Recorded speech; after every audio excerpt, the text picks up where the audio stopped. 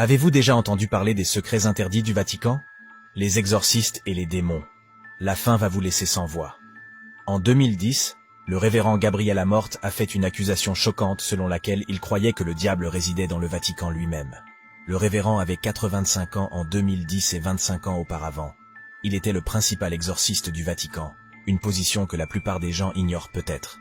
Durant toutes ces années, Gabriel Amorth a traité 70 000 cas de possession démoniaque, ce qui est un nombre stupéfiant et incroyable.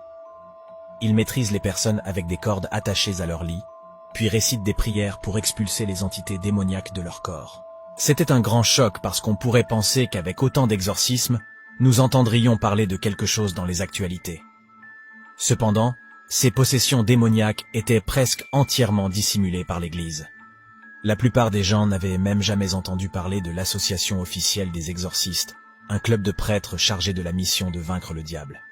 Gabriel Amorth a déclaré dans une interview avec le journal italien La Repubblica que le diable est invincible, expliquant que le diable peut se cacher, parler de nombreuses langues différentes et peut parfois transformer des objets spirituels, nécessite 6 ou 7 assistants, juste pour maintenir l'homme possédé au lit, tandis qu'il vomit des clous et des éclats de verre. À propos du diable au Vatican, le prêtre a déclaré que la preuve est partout. Il regarde bien qu'il ne mentionne aucun nom. Il dit que l'œuvre du diable est évidente pour le Vatican.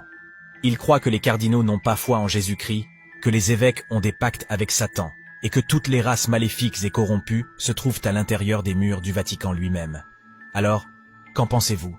Abonnez-vous et suivez-nous pour en savoir plus.